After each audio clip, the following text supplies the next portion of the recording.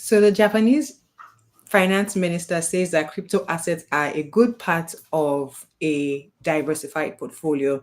On the other hand, Kenyan Euro bond yields have dropped on the back of some information. And then in Nigeria, CBN mandates the fintech apps to geotag all POSs around the country. Let's talk about these things and how they affect your pockets. Hi, my name is Ola, and basically every Saturday, 9 a.m. GMT plus one, regardless of wherever you are in the world, we are here online for 15 minutes discussing global, African, and Nigerian news and how it affects your pockets. So I've highlighted some of the things we're going to be talking about today, and I welcome you to listen in, share with a friend, subscribe to the channel, yeah, if you haven't already, and let's learn together. Of course, I want to see you in the comments. Just say hi when you join in. Say where you're joining in from. I'll be sure to like boost you up. Yeah. So let's start with the news out of Japan. Now, this one is quite interesting, where the Japanese Prime Minister, Finance Minister, is saying that crypto is a good part of a diversified portfolio. Now, what's the backdrop here, and why it's so significant? Now, if you understand what's happening, right? Japan is one of the G7 countries, so their finance minister is one of the finance ministers of the world. Like that, we should be looking out to. So when they are endorsing something like cryptocurrency, which has been kicked against for so long, it is major. It's major for even institutional investors that would have been very careful about it to say, okay, let's begin to consider these things in our portfolios. That's one. It's also major for individuals, right? And this is global. Why? Because it's a G7 country, right? Go and read up on what G7 means in terms of global economy and how they drive the direction. So even for individuals, they're thinking, oh, this thing that I was scared about that they made so whatever, like maybe I should be thinking about it, right? So crypto has been in the news a whole lot, and it almost feels like are the crypto guys doing PR? Like, what are they doing that they are making all these big people, what's it called, endorse them? But yeah, it is what it is. I mean, I've said this over and over in this channel. If we went from trade by barter to gold as the means of exchange to a point where we started using paper and money was backed by trust, there is no way that we will not move from paper money to digital currency in whatever form that we will see it. Do you get? There's no way that we won't go digital when it comes to money. It's just part of the history of money. Right? And whatever comes in the future, we will rough it when we get there. But yes, so understand that cryptocurrency in one way, shape, or form is here to stay. Now, for me, what do I think about it? I just think that, yes, if you have been on the sidelines, like maybe you really should be thinking about it. That's one. Number two, for me, I was like thinking, okay, this guy that is saying this thing, is it this and their aging population that they are struggling to revive, that they are telling to buy crypto? Because I'm not understanding who he's talking to when he's saying this. But in terms of context, right? Japan has a GDP, a debt to GDP ratio of over 200%. So let me understand. Let me explain that in simple English, right? I borrow 1 naira from you, and the total production I have in the country is 1 naira. So debt to GDP will be 1 to 1, right? But for some people, they've borrowed 200 naira and their production, that's their total GDP, is 100 naira. So they are over leveraged by 200%. Like, I hope that's clear. That's where Japan is. And so what have they been doing to manage that? They keep interest rates very low so that their funding cost, meaning the cost that they are paying on that interest, is low. Oh, backstop is that they borrow majorly locally, right? So they are not that exposed to international markets because the bulk of their debt is local, it's in their currency, so the central bank can manage it. And this is also driven by the fact that they are not producing as much because they have an aging population, right? And so because of these things, they make interest rates very low so they can afford to pay back those loans, they can service their debt easily. On the other hand, they also devalue their currency. So if you are Japan, living in Japan, you would have seen a slide in your currency, and it's just because they have to find other ways to fund the economy, if you get what I mean, so that any dollar they make outside has more impact locally when they devalue, right? So for someone in that economy, it's actually critical, or it's actually quite instructive for the Minister of Finance to be talking about crypto, because that thing that you were looking with disdain before, it just might be your out in in quote of quote madness that you are seeing in your economy. I mean, it's just important for everybody to know that everybody around the world is collecting in one form or the other, right? It's not that there's nowhere that is not working. Oh, I see Tunde Odunsi. Hi. Hi, Tunde. Thanks for saying hi. Thanks for stopping by. I also see Judesco, our regular Joe, on the call.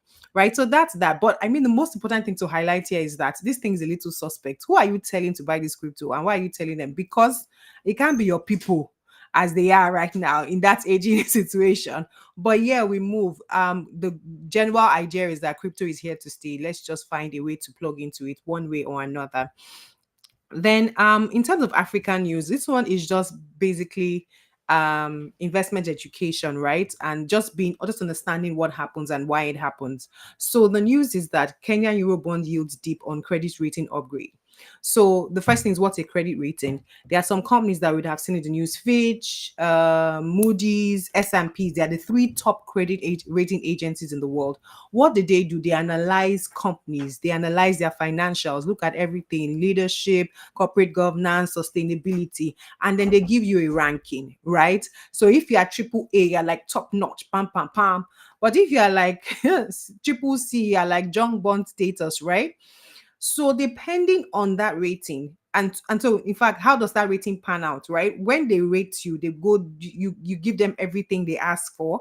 So you can't give everything to everyone that comes your way, every public individual, every potential investor, but you give it to a credit rating agency. What happens is that potential investors pick up that rating and they use it to decide if they can give you money and how much they can give you. So of course, if you are triple A rated, you have like if there's something called a single obligor limit, right? You would have their highest single obligor limit, meaning the max we can give any company is 1 billion. So if you are triple A, you can get that 1 billion. But if you are C, maybe you can only get $10 million if you get. So whenever a company's credit rating improves, or whenever a country, so anybody can be rated, a company, a country, even you as an individual, but yeah, who cares? But a country's credit rating, when it's upgraded, what it means is that, let's say you were a C, you now move to a B, right? It means that if as an investor, my ranking is that for B-rated companies, for A-rated companies, I can do 1 billion. For B-rated companies, I can do 200 million, right? And for C-rated companies or countries, whatever, I can do 10 million. So if I could only do 10 million with you and you have been upgraded to a B, it means that I can increase it by 190. So what does that mean in real terms? It actually means that if you had bonds that only $10 million was chasing, now an additional $190 million is going to be chasing those bonds. In simple terms. Now, what does that mean for you as the holder of the bond, or the issuer of the bond, but not the holder? It means that there'll be more demand. So the price of the bond is going to go up. So it is good news for previous investors. It also means that the bond will be cheaper. Why? Because if, for example, you were high risk and they were saying for me to give you money is 10%, now that you are lower risk, for them to give you money, you can now say, no, I'm only taking money at 7. Do you understand? So this logic I'm telling you is how you consider when you're investing in bonds, corporate bonds, euro bonds, any of those debt type instruments. Whenever, if you ever look at the document that they send along with the announcement, you will see rating. That is where it matters. So when you are seeing that rating, understand what you are seeing. So I've done some investment education here. Please, if you appreciate this investment education, just tell me thank you. But basically, what's happening here is that Kenya just got a rating upgrade, and because of that rating upgrade, there's more demand for their bonds, and the yields of the bonds have eventually come down because I'm now becoming the best thing since sliced bread. So just like don't charge me too much on cash I'm taking from you. That's literally what's happening. And just a sidebar to let you know that this session is powered by the Money with Club. Our logo is there. We also have, you can check in the captions, we have freebies that we help people put their finances in order. That's what we do. We have a company that works on that. Money with Club, Money with Show, Money with Media, Money with School. We have programs intermittently helping you put your finances in order. So yeah, I see Hillary saying thank you. Thank you so much for that feedback. And then before I announce the final news, okay, no, Nigerian news, we have two things in Nigeria. One is about fintech apps that have been required to geotag POS terminals. Thank you. Thank you, Judisco. So yeah, fintech apps. And then the second one is Nigeria, Brazil signed a deal on direct flights, right? Um, and other things. So we have Beat the Odds, right? Beat the Odds is a financial literacy, financial planning workshop. It's actually a workshop, and at the end, I will share a testimonial, a video of someone who attended the workshop, a doctor based in America. It's for anyone, anywhere in the world who needs to put their finances in order. I mean, if you're outside Nigeria and you've actually had to engage a financial planner before, you know how much it costs. Yes. So this is a group session, and what we are going to do is work you through how to put your finances in order, especially when you are anywhere and I just feel like everything is scattered. Or if you're someone who, especially if you're abroad and all you have as an asset is your property, that is an accident waiting to happen, right? But basically, the logic is this: at work, we create a 5-year financial plan. We work back and say what should we be doing every year. We say what are the risks, what are the things that could make this goal not happen, right? And we begin to work towards it. It doesn't mean that we know tomorrow, but we work towards it. But question: how many of you do it with your personal finances? Very few of us. And some people it's because they don't want to face it. Some people it's because they don't know how to. But this is a session where we are going to walk you through the process. So before, when you sign up, you'll have like pre-session activities that you do, just different tools that will just help you assess where you are, define your goals, yeah. And then in the session, you'll have like a workbook that we are going to go through and guide you through filling in your answers. Remember that personal finance is personal, but at the end, you will have a financial plan one, and you will have introductions to partners that will help you in execution. If this is something that is very important to you, I will drop the link somewhere below for you to find it. But yeah, moving on to the last news. Moving on to the last news. Last news is from Nigeria. Okay, so what's happening, right? CBN mandates money points, OPay, PalmPay, all the guys that are reigning right now in the POS market. And what it really is the issue? The issue is that there's been a lot of fraud, a whole lot of fraud in that ecosystem, from POS, what's it called, cloning, to you, meaning like you put your card in a POS and then you just find that you just start getting debits, pa pa pa pa pa pa pa. You know, a lot of that has been happening. There's been a lot of fraud in that. There's been a lot of there's lack of accountability, right, in that space. Now, what is the central bank trying to do? They are trying to put sanity into it, saying that okay, number one, um, they should geotag each POS, meaning based on the address of the place where you say you're going to be using this POS, we need to be able to say this is the place, and it's not that hard to do. And that's the next thing, is that you're going to geofence it, meaning that once you cross 10 meters of this radius, it ain't gonna work. So this one, that someone will request for POS in Lagos and go to and transfer it to Abuja to do some kind of fraud, it ain't gonna work anymore. Sort of, it's almost like an IT based KYC, and on real time KYC, meaning that if you say you are supposed to be here, then you are supposed to be here and be there. That's what we put you there to cover this location, right? And I think it's a good thing. I think it's actually a really good thing. I think this is what technology is about: the ability to solve real problems at scale.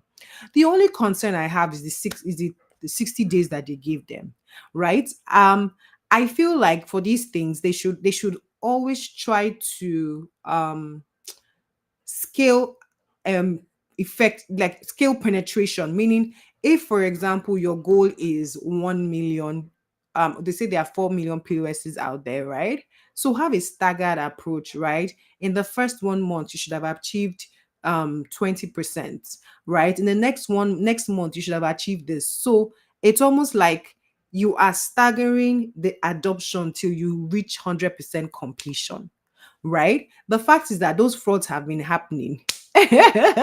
And as a country, we did not die. But what we don't want is a shock to the infrastructure that is providing cash flows, knowing fully well what's happening with the banks and how they are being very interesting with getting cash, right? These guys have more cash than banks. Please explain how. If that is not suspicious. But anyways, we move. But long and short of this is that the central bank is saying this, and it is a good one. I want to believe they've also engaged with these guys in terms of implementation, but it seems quite steep, to be honest. And what we don't want is that there will now be a scarcity of POS, because they've actually become a strong part of the cash ecosystem in Nigeria, and there will now be scarcity of POS. Then the ones that are now there will now be gods, and you now have to pay premium upon premium for naira. Like these things that don't make sense, but we understand, right? Especially because the adoption of POS has been by agents and not by store owners themselves. So it's not like you will go to the market and the vegetable guy would give you a POS to pay, which is what it's supposed to be, as against sending you to a POS and to an agent to get cash to come and pay him. Then you go back to the agent, give the person cash. It's not really, it's a bad model. Actually, it's a bad model, but yeah, we move. But anyways, let's see how this happens. Let's see how this pans out. The fact is that there's a chance that if you depend on agents for cash when you go to the bank or when you go to the market and stuff, there's a chance that there will be some scarcity. We know how we do these things in this country, but let's just be guided and let's hope, because it is a good thing for the general good of everyone. Big ups to central bank. We wish them well in execution. The final thing is that Nigeria Brazil signed a deal on direct flights. Now, I'm just highlighting this because of the economic impacts, right? If you are a business person, you are looking for, one of the things that you really want is that if I'm able to do business with America, I need to be able to say I'm going to bed this night and I'm going to wake up in America. I'm going to bed and I'm going to wake up in London. Do you get? I would go in the morning. Do you understand? Like that kind of move, right? And the thing is, every time you open up in terms of transport access, you open up potential for trade. Understand that. Such that when you think about Brazil from a BRICS perspective, the fact that we already have we don't have direct access to China, but we have access to South Africa, it's almost like we're building these bridges. And so I think I like the strategic positioning of this decision, right? I also hope that it's implemented and sustained, right? That's another part, because airline business also has K-leg as a whole, if that's the best way to put it. But long and short of what I'm saying, I want us to also be aware that this is like, okay, if there was something you could get from America, can you get it from Brazil? And then how do you start building those contacts? So you now start saying Brazil relations, all those things begin to build up, and then you now begin to establish communities, blah blah blah. So let's begin to think like business people. Let's see what we can do, what opportunities, what do you have that you can sell to them, what do they have that you can buy from. That's how these things happen. That's the benefits. It's not just holiday. It's not just holiday. Oh, it's not just holiday. It's business. It's business. Even holiday is supposed to be business. Holiday is business for someone else. Like even if it's not business for you. And also, yes, on this note, I just want to say thank you. I hope this session has been insightful. We talk about news. If you have anything in the news that you think I should talk about, please just drop it in the comments or chat us up social media, right? I don't know if my handles are up here somewhere, but yeah, social media and all. We also have our Substack newsletter. If you don't know, everything, it should be in the description, right? I presume it is there. Yeah. Or my team will get it. I'll just chat it up if you don't see anything there that you want. And then yeah, let me just finally end with what's it called? The testimonial. Beat the Odds is coming up. You don't want to miss it. Trust me, if you haven't already signed up, please do. Information will also be in the description. So yes, I'm sharing this. Hi everyone, my name is Ozono Bijofo. I'm in Georgia, United States of America, and I'm a medical doctor. And what made me decide to sign up for this personal finance workshop was because of my desire structure. One word that would describe my personal financial situation before the workshop is organization. Like, I was confused, yes. I would say yes. I was scattered, that was me. In this workshop, I learned the importance of figures, putting in the numbers, and she, first of all, gave us some assignments to get done with that would help us benefit more during the workshop, and that kind of was very helpful. And definitely, yes, I would recommend this workshop to when we all want to live a very successful life, even in old age. But that cannot happen without planning and without putting in the structures. And yes, these things that I learned were part of the questions that I didn't know I had that needed to be answered and do better with my personal finances. I had a lot of notes taking, and I've been going back to view the videos over and over, and that has been very helpful. Thank you, Ola.